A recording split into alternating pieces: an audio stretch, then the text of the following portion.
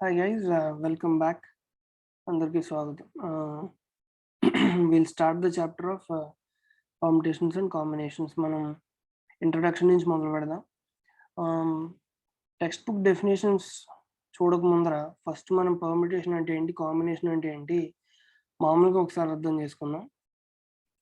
So permutation అన్న combination అన్న ఏంటంటే గివెన్ నెంబర్ ఆఫ్ ఎలిమెంట్స్ ఉన్నాయి, అంటే మనకి కొన్ని ఎలిమెంట్స్ ఇచ్చారు. ఆ ఇచ్చిన ఎలిమెంట్స్లో మనని ఇప్పుడు ఇక్కడ ఎగ్జాంపుల్‌లో 5 ఎలిమెంట్స్ ఇచ్చారు ఏబిసిడిఈ. ఆ ఇచ్చిన వాటిల్లో మనల్ని 2 పిక్ చేయమన్నారు. మనల్ని 2 పిక్ చేసి వాటిని అరేంజ్ చేయమన్నారు. అరేంజ్ చేస్తే ఎన్ని రకాలుగా అరేంజ్ చేయగలమని అడుగుతున్నారు.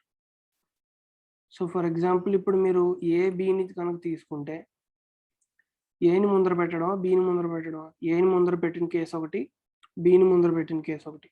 సపోజ్ బీసీని కనుక మనం చూస్ చేసుకున్నప్పుడు 2 ఎలిమెంట్స్ కింద బిని ముందర పెట్టిన కేసు ఒకటి, సిని ముందర పెట్టిన కేసు ఒకటి. అలాగా మీరు ఎన్ని 2 ఎలిమెంట్స్ని చూస్ చేసుకున్నా మళ్ళీ వాటిల్లో ఏది ముందర ఏది వెనకాలన్న దాన్ని బట్టి 2 కేసులు విడివిడిగా వస్తాయి. సో పర్ముటేషన్కి కాంబినేషన్కి ఉన్న డిఫరెన్స్ ఏంటంటే పర్ముటేషన్లో మనం ఎలిమెంట్స్ని చూస్ చేసుకున్న తర్వాత వాటిని అరేంజ్ కూడా చేస్తాం. కానీ కాంబినేషన్లో ఎలిమెంట్స్ని చూస్ చేసుకుంటాం కానీ అరేంజ్ చెయ్యం. కావాలంటే కాంబినేషన్ కనుక మనం ఎన్ని కాంబినేషన్స్లో 2 ఎలిమెంట్స్ని 5 సెలెక్ట్ చేయగలం అని అడిగితే ఏబి, బిసి, సిడి, డిఈ ఇలా రాసుకు వెళ్ళిపోతాం. కానీ ఏబిలో ఏది ఫస్ట్, బియా, ఏయా అనేది మనం ఇంకా చూడం. ఈ ఏబి, బిఏ 2 కలిపి ఇక్కడ ఒక కేసే అయిపోతుంది కాంబినేషన్లో.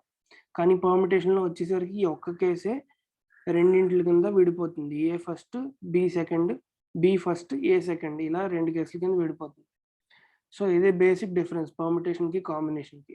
దేనిలోనైనా మనం ఎలిమెంట్స్ని సెలెక్ట్ చేస్తాం, కానీ అరేంజ్ చేసేది మాత్రం పర్ముటేషన్లో. అరేంజ్ చేయకుండా నార్మల్గా సెలెక్ట్ చేసి నెంబర్ ఆఫ్ కేసెస్ ఏంటో క్యాలిక్యులేట్ చేస్తే దాన్ని మనం కాంబినేషన్ అంటాం. Okay, so next fundamental theorem of counting అని. ఇది చాలా ఫండమెంటల్ థియరమ్ ఆఫ్ కౌంటింగ్ అనేది చాలా ఇంపార్టెంట్. దీన్ని అర్థం చేసుకుంటే మనం పర్ముటేషన్ కాంబినేషన్స్లో ప్రతిదీ లాజికల్గా మనకు అర్థం అవుతుంది ఈ స్టెప్ ఎందుకు వచ్చిందని. సో ఇప్పుడు ఒక వర్క్ W1 ఉంది, దాన్ని చేయడానికి 8 విధానాలు ఉన్నాయి, 8 వేస్. వర్క్ W2 ఉంది, దాన్ని చేయడానికి n వేస్ ఉన్నాయి. సో ఇప్పుడు కనుక ఎవరైనా వర్క్ 1 చేసిన తర్వాత వర్క్ 2 చేయాలంటే దానికి ఎన్ని వేస్ ఉన్నాయంటే m×n వేస్ ఉన్నాయని చెప్తుంది ఫండమెంటల్ థియరమ్ ఆఫ్ కౌంటింగ్. కానీ అది మనకి ఒక సింపుల్ ఎగ్జాంపుల్తో అర్థం చేసుకోవాలంటే సపోజ్ 3 ఊర్లు ఉన్నాయి, వాటిని నేను ఏబిసి అనుకుంటున్నాను. ఓకే, ఏ నుంచి బికి వెళ్ళడానికి 5 దారులు ఉన్నాయి, బి నుంచి సికి వెళ్ళడానికి 3 దారులు ఉన్నాయి. ఓకే, సో నేను ఒకవేళ అది డయాగ్రామ్లో కనుక డ్రా చేస్తే ఏ నుంచి బికి 5 దారులు ఉన్నాయి ఇక్కడ చూసినట్టుగా, బి నుంచి సికి 3 ఉన్నాయి. సపోజ్ ఏ నుంచి సికి ఎవరైనా వెళ్దాం అనుకుంటే ఎన్ని రకాలుగా వెళ్ళొచ్చు అని కనుక మనం ఆలోచిస్తే in how many different or unique ways can one travel from A to C. A నుంచి సికి ఎన్ని రకాలుగా వెళ్ళొచ్చు అని కనుక మనం ఊహిస్తే ఫస్ట్ ఒకవేళ ఏ నుంచి బికి రూట్ 1 తీసుకున్నాడు అనుకుందాం. సో రూట్ 1ని ఫిక్స్ చేశాడు. ఏ నుంచి బికి ఖచ్చితంగా రూట్ 1ని తీసుకుని ఉంటాడని ఫిక్స్ అయిపోతే బి నుంచి సికి వాడికి ఎన్నో ఆప్షన్స్ ఉంటాయి? 3 ఆప్షన్స్ ఉంటాయి. బి నుంచి సికి ఫస్ట్ రూట్ అయినా తీసుకోవాలి, బి నుంచి సికి సెకండ్ అయినా తీసుకోవాలి, బి నుంచి సికి థర్డ్ అయినా తీసుకోవాలి. అలాగే ఏ నుంచి బికి కనుక సెకండ్ రూట్ మనం ఫిక్స్ చేస్తే తర్వాత బి నుంచి సికి అతనికి వెళ్ళడానికి ఎన్ని రూట్స్ ఉంటాయి? 3. సేమ్ అది ఇక్కడ రాసుకున్నాం. ఒకవేళ ఏ నుంచి బికి థర్డ్ రూట్ కనుక అతను ఫిక్స్ అయితే బి నుంచి సికి వెళ్ళడానికి మళ్ళీ ఎన్ని ఆప్షన్స్ ఉంటాయి? 3. అలాగా 4థ్కి, సేమ్ 5థ్కి. ఇప్పుడు ఈ నెంబర్ ఆఫ్ కేసెస్ మొత్తం ఎన్నో కౌంట్ చేస్తే మనకి ఎంత వచ్చింది నెంబర్? 15. కానీ 15 అంటే మనం గమనించాల్సింది ఏంటి? 5×3 = 15. Nothing but fundamental theorem of counting అదే చెప్తుంది. వర్క్ 1 అనేది ఇక్కడ ఏంటి? ఏ నుంచి బికి వెళ్ళడం. వర్క్ 2 అనేది ఏంటి? బి నుంచి సికి వెళ్ళడం. మనం వర్క్ 1 చేసి తర్వాత వర్క్ 2 చేయాలంటే, అంటే ఏ నుంచి బికి వెళ్ళి తర్వాత బి నుంచి సికి వెళ్ళాలంటే ఎన్ని వేస్ ఉన్నాయి? m×n. ఏ నుంచి బికి వెళ్ళడానికి 5 వేస్ ఉన్నాయి, బి నుంచి సికి వెళ్ళడానికి 3 వేస్ ఉన్నాయి.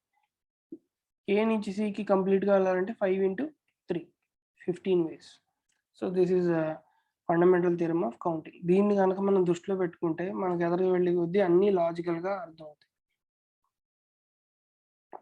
ఇప్పుడు టెక్స్ట్ బుక్ పరంగా పర్ముటేషన్స్ అండ్ పర్ముటేషన్‌కి లీనియర్, సర్క్యులర్ పర్ముటేషన్‌కి డెఫినిషన్ ఏంటో చూద్దాం. From a given set of finite elements, different or not, selecting some or all of them and arranging them in a line is called as linear permutation. అంటే set of finite elements, కొన్ని finite elements యొక్క set మనకి ఇచ్చారు. అంటే మనం ఇందాక చూసినట్టు ABCDE ఇది ఒక ఫైనైట్ సెట్ ఆఫ్ ఎలిమెంట్సే కదా.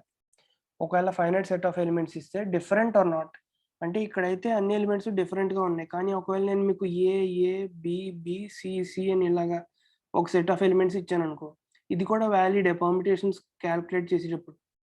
So, set of finite elements different or not, selecting some or all of them, వీటిల్లో కొన్ని సెలెక్ట్ చేయాలన్నా, అన్నీ సెలెక్ట్ చేయాలన్నా, వాటిని సెలెక్ట్ చేసి వాటిని అరేంజ్ చేయాలన్నా in a line is called as linear permutation.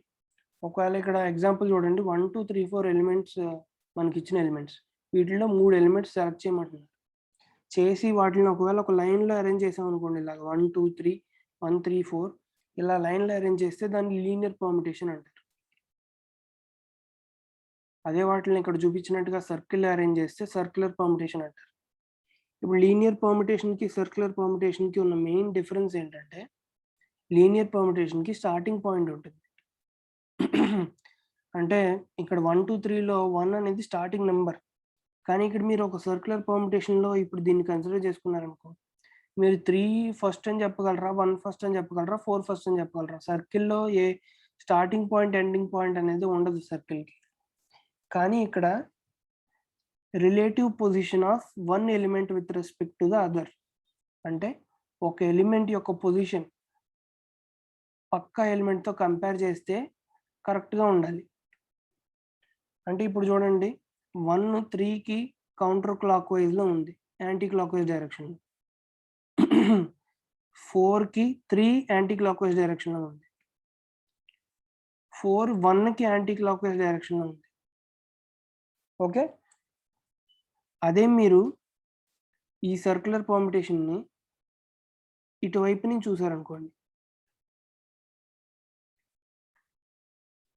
ఇటువైపు నుంచి చూసారనుకోండి ఇలాగా, మీకు ఏ ఎలిమెంట్ టాప్‌లో కనపడుతుంది? 3 టాప్‌లో కనపడుతుంది. సో, నేను అదే ఇక్కడ రాసుకున్నాను. ఇటువైపు నుంచి గనక ఈ సర్క్యులర్ పర్ముటేషన్‌ని చూస్తే మనకి 3 టాప్‌లో కనపడుతుంది. 1 లెఫ్ట్ హ్యాండ్ సైడ్‌న కనపడుతుంది. 4 రైట్ హ్యాండ్ సైడ్‌న కనపడుతుంది. ఇప్పుడు కూడా మీరు చూసుకున్నట్టయితే 3కి యాంటీ క్లాక్ వైస్ డైరెక్షన్‌లోనే 1 ఉంది. ఇక్కడ కూడా 3కి యాంటీ క్లాక్ వైస్ డైరెక్షన్‌లోనే 1 ఉంది. సో, 4 కూడా 1కి యాంటీ క్లాక్ వైస్ డైరెక్షన్‌లోనే ఉంది. 3 కూడా 4కి యాంటీ క్లాక్ వైస్ డైరెక్షన్‌లోనే ఉంది. సో, ఈ పైనున్న దానికి, ఈ కిందున్న దానికి ఏం తేడా లేదు. 2 ఒకటే. జస్ట్ యాంగిల్ మారిందంతే. మీకు అర్థమైంది కదా! సో, లీనియర్ పర్ముటేషన్‌కి, సర్క్యులర్ పర్ముటేషన్‌కి ఉన్న మెయిన్ డిఫరెన్స్ అది. ఓకే. సో, ఇది పర్ముటేషన్స్ లీనియర్ అండ్ సర్క్యులర్‌కున్న టెక్స్ట్ బుక్ డెఫినిషన్. ఇప్పుడు కాంబినేషన్‌కు డెఫినిషన్ రాసుకోవాలంటే మీరు ఎలా రాసుకుంటారు? ఈ అరేంజింగ్ దెమ్ తీసేస్తే అదే కాంబినేషన్‌కున్న definition. From a given set of finite elements, different or not, selecting some and all of them is called as combination. Okay. ఇక్కడ లీనియర్, సర్క్యులర్ కాంబినేషన్ అని ఉండవు. ఎందుకంటే కాంబినేషన్‌లో మనం ఎలిమెంట్స్‌ని సెలెక్ట్ చేస్తాం తప్ప వాటిల్ని అరేంజ్ చెయ్యం. ఒకవేళ అరేంజ్ చేసే పరిస్థితి వస్తే అప్పుడు మనం దాన్ని లైన్‌లో అరేంజ్ చేయాలా? సర్కిల్‌లో అరేంజ్ చేయాలని మనం ఆలోచించాలి. కానీ కాంబినేషన్‌లో అసలు మనకి అరేంజ్‌మెంట్ చేసే పరిస్థితే రాదు. ఓన్లీ మనం ఎన్ని విధాలుగా మనం ఆ ఎలిమెంట్స్‌ని సెలెక్ట్ చేయొచ్చని చూసుకుంటాం తప్ప అరేంజ్ చేసుకోవాలని చూడం. ఓకే. మీకు క్లియర్ అయిందనుకుంటాను. పర్ముటేషన్‌కి, కాంబినేషన్‌కి మధ్యలో ఉన్న డిఫరెన్స్. లీనియర్ పర్ముటేషన్‌కి, సర్క్యులర్ పర్ముటేషన్‌కి మధ్యలో ఉన్న డిఫరెన్స్. ఓకే.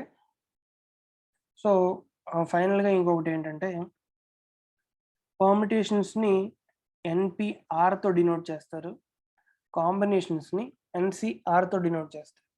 ఇక్కడ అర్థం ఏంటంటే, ఇచ్చిన n ఎలిమెంట్స్‌లో r ఎలిమెంట్స్‌ని మనం సెలెక్ట్ చేసి అరేంజ్ చేస్తున్నాం. ఓకే. ఇక్కడ కూడా ఇచ్చిన n ఎలిమెంట్స్‌లో మనం 6 ఎలిమెంట్స్‌ని ఓన్లీ సెలెక్ట్ చేస్తున్నాం. ఇక్కడ అరేంజ్ చేయట్లేదు. అదే దీని అర్థం. ఎన్‌సీఆర్ అంటే టోటల్ n ఎలిమెంట్స్‌లో 6 ఎలిమెంట్స్‌ని పర్ముటేట్ చేయడం. ఎన్‌సీఆర్ అంటే టోటల్ n ఎలిమెంట్స్‌లో 6 ఎలిమెంట్స్‌ని కాంబినేషన్ చేయటం. ఓకే. ఇక్కడి వరకు క్లియర్ అనుకుంటాను. నెక్స్ట్ లెక్చర్‌లో మనం సర్క్యులర్ లీనియర్ పర్ముటేషన్స్‌లో ఇంకొంచెం సమ్స్ అవి చేసి ఇంకా కొంచెం డెప్త్‌గా అర్థం చేసుకుందాం. దాని తర్వాత కాంబినేషన్స్‌కి వెళ్దాం. ఓకే. Thank you.